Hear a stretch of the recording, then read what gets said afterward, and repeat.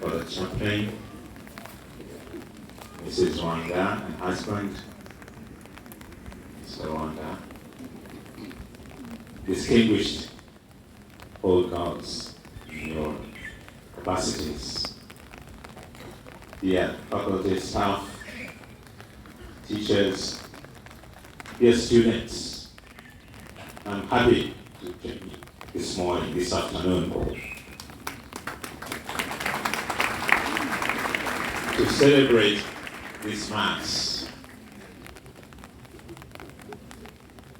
It's a great feeling for me to be back here and lead such an outstanding function. Thank you for honoring me. I'm humbled.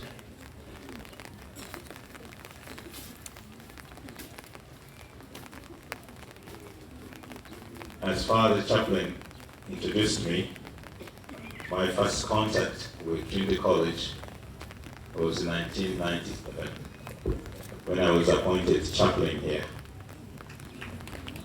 Yes. I had taught for 5 years in the Swiss Seminary. Then I was appointed here. That was quite a transition from an all-boys school to an all-girls school. Yes. But certain things remained the same because I taught math there and here. I served Mass there and here. And so many things were constants. But it was quite a joyful experience serving here. And once in a while, I've been beautifully surprised, pleasantly surprised, to run into my former students here. Some at airports, some in the US, some wherever. You're all over the place. So, thank you for that presence, old girls. And I said that because I want these young people to know that the women here who have trained here, who have been formed here, have done a lot of good out there. So you're walking in the footsteps, dear students, of gallant women who celebrate out there. So thank you, leaders in this school, for keeping the vision, keeping the flag flying of this school, and for raising the standards to even greater heights than we did when we were here. So thank you very much. And I'm here to celebrate with you the achievements you made, especially academic achievements in 2022. Congratulations to teachers and students for that year. Yeah, Catholic schools, we know, stand for the first principle, of course, faith-based values, but also academic excellence. We want to be identified by that. Not just excellence, but also achieving highly in all spheres. These students need to achieve only academically. They are formed. They are different people from when they came here. They are people of good character. And I can't doubt that they're going to do a lot of good out there as they go on studying and doing what God has called them to be and to become. So we wish them well. I guess some of them are here. Probably they will be recognized later. We congratulate them and wish them well.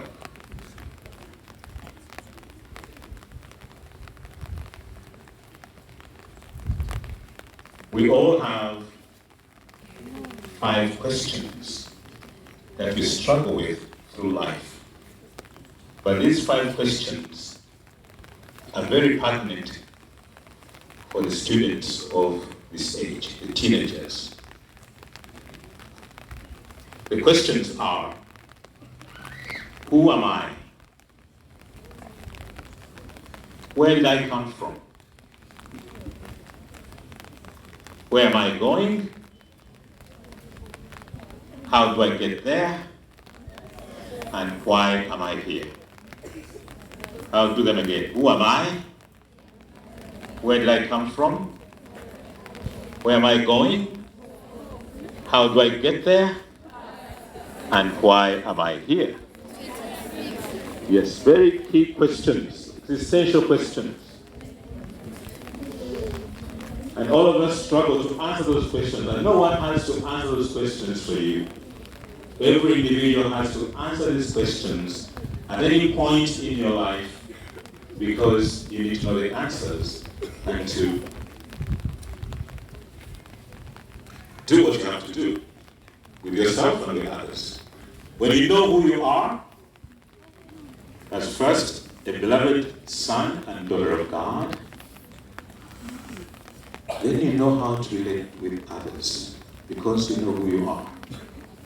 And young people, dear students, you are here to know that. As your teachers teach you, they're trying to help you to answer that question for yourself. Who am I? And in our world today, you know that there's a huge struggle in understanding who we are. Some people do not see themselves as sons and daughters of God, sadly. And because of not knowing that, they struggle so much. And they want to deny that. Where did I come from? Some people out there want us to believe that we were elements of evolution. Yes. That we're not created in the image of God.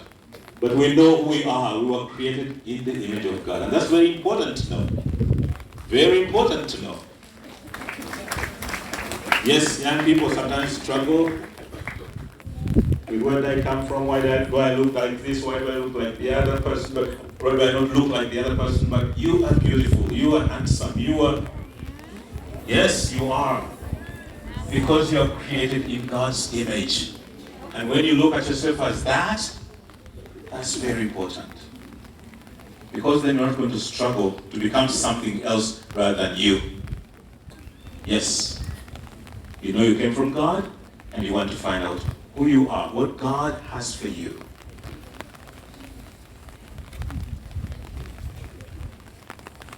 Where did I come from? Where am I going? You can't be walking this world aimlessly. No. You're here, young people, dear young ladies, to know where you're going. Where you're going in terms of your career, your vocation, your destiny. We are made for heaven, so we are going to heaven, right? Yes, we are going to heaven. How do we get there? Jesus is here to show us the way. How do we get there? That's why you have a priest or a chaplain to help you to navigate how to get where you are going. Vocation-wise, career-wise, and destiny. Where am I going? How do I get there? And it means. It was sad for me to read very recently, even as we celebrate our students here. I know those things are not done here. But to see that a student in this 21st century works with their parents and some teachers, that someone should sit exams for a student in a school. In today's Uganda, do we want that? No, we don't. No, we don't. So how do we get to where we want to go? We're here to learn the means of achieving greatness, but through legitimate means. Yes. Yes. We're here to know that. And you can get there using legitimate means. You don't have to cheat. You don't have to do anything wrong to become great. No. Just be confident. Just be attentive. Just work smartly and hard. Then you'll get there. So young ladies, we want you to be the light that shines out there for the people who are struggling to know the right thing to do. And we thank God that we're here. I think the adage of old still stands. That when you train a woman, you train a nation. And not only the nation, but nations, I would say. You train the globe. Why am I here? Because it ties into what God created you for. What is your vocation? And each one of us has a specific path.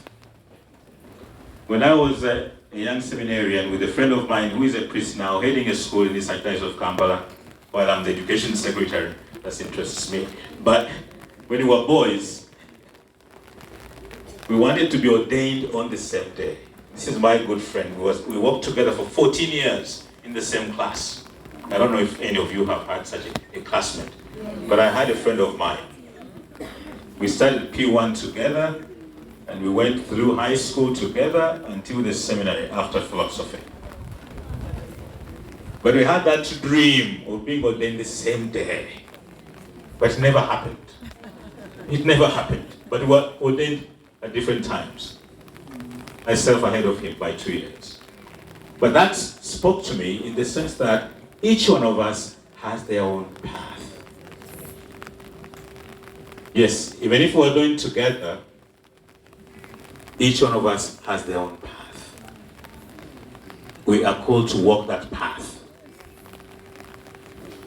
We are called to walk that path with confidence. And so knowing why I'm here helps me to walk that path. I used to challenge and to ask, when I was here as chaplain, I used to ask senior 6 students, what are you thinking of becoming in the future? And I was sometimes taken aback when they said, I don't know. And I said, whoa, we haven't done a good job, because if this young lady doesn't know what they want to become, then we haven't done a good job here. Because they should be able to leave this school with an inkling of where they're going. That means they have the inspiration, they have the gifts, they have the talents to know which path to walk. But don't be discouraged, even if you know later. That was just me asking those students. People have discovered their path even much later in life. But that's okay, because God keeps bringing the right people at the right time for you to know that path. Just keep watching. Be attentive to what God is doing in your life.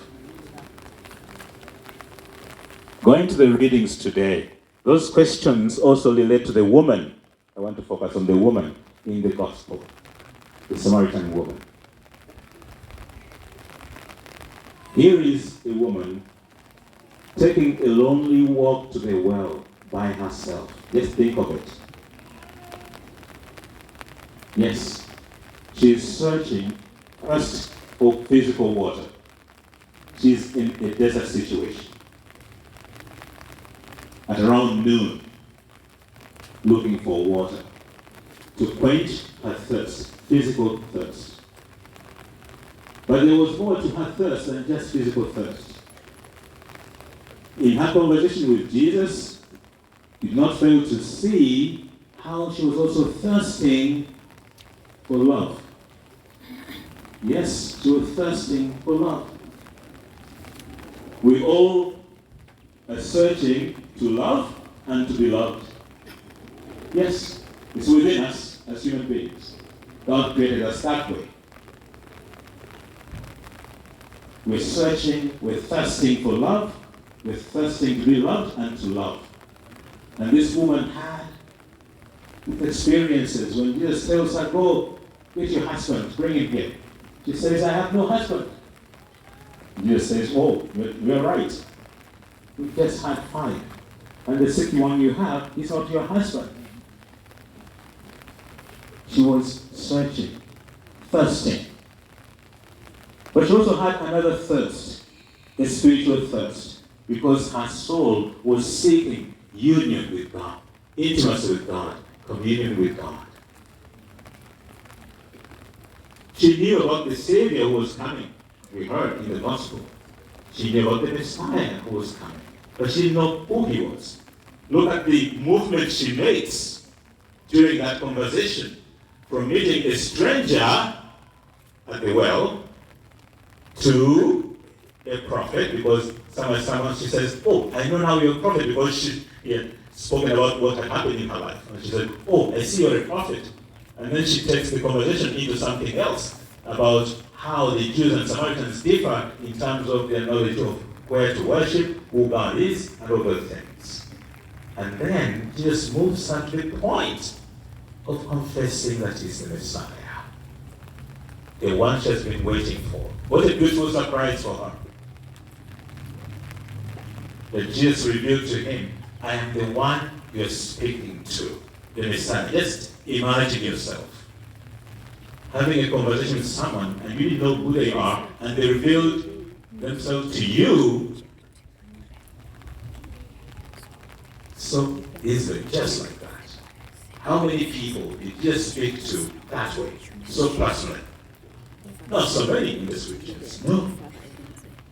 I am the one you're looking for, the one you're searching for, the one you're thirsting for. And this is God. Jesus had already gone to the well ahead of this woman. This is God. God goes ahead of us in our search for Him. He prepares the way for you and me to encounter Him. That's our God. The God in whom we have put our faith is loving and merciful, ready to give us living water that helps us to not search anymore. I'll bring an example of two people, saints. Examples of two people. Saint Augustine. He struggled through life, and his mother Monica kept praying for him, for his conversion to become a Christian. It didn't happen until he was 33 years of age. Having gone through so many movements of intimacy, of struggle, until he came to say, Lord, our hearts were made for you, and they remain restless until they rest in you. That was St. Augustine. Then there's this young lady, Trinity Benedicta of the Cross. She was a Jewish. She grew up in Germany and walked the path of an atheist, an unbeliever in God. Then later she became a philosopher. She studied philosophy up to PhD. Then later, having read the life of Teresa of Avila, saint, in one night, it's a big autobiography, one day, that converted her. She said, I'm going to become a Christian. This is a Jewish speaking. Her mother could not believe her, and didn't even endorse that. But the young lady went ahead and even became a religious woman. She made vows among the Carmelites and ended up dying a martyr, dying for Jesus in a gas chamber in Poland. Each one of us has their own path, and God helps us ahead of time. Ahead of time. To make it easy for us. Not too easy that to be a walk on the red carpet, no. To make it easy in the sense that we know that He is with us, to work with us on this path, to walk with us. So today, in this Lenten season, we want to be like this woman, Samaritan woman, who having encountered Jesus, left her bucket at the well, or her pot. She never took the water. She found another kind of water, living water from Jesus. And she went on her way to preach about this encounter to others. This is what the Lenten season is helping us to do. Take away whatever thirsts that we have in our lives for wealth, for money, for pleasure, for power, for knowledge, and pour them away. And let Jesus fill our hearts with His living water. The water that transforms us into becoming true sons and daughters of God. The water that helps us to become disciples of Jesus. The water that helps us to become missionary disciples, meaning we go out to draw more and more people into the circle of God's love. So whenever the priest says, "God, the Mass is ended," remember that you're commissioned to go out and draw more people into the circle of God's love and mercy, so they too can encounter Jesus and know their destiny. God the Father, Son, and Holy Spirit. God be with you.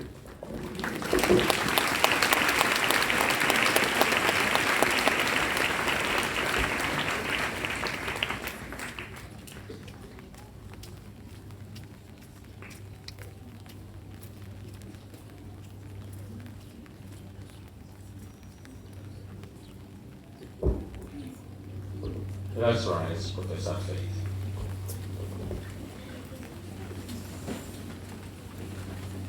I believe in one God, the Father Almighty, maker of heaven and earth, of all things visible and invisible.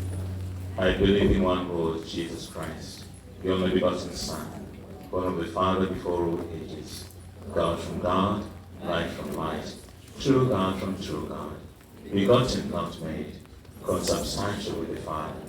Through him all things were made. For us men and for our salvation, he came down from heaven, and by the Holy Spirit was incarnate and became man. For our sake was crucified under Pontius Pilate. He suffered death and was buried, and rose again on the third day, in accordance with the Scriptures. He ascended into heaven, and is seated at the right hand of the Father.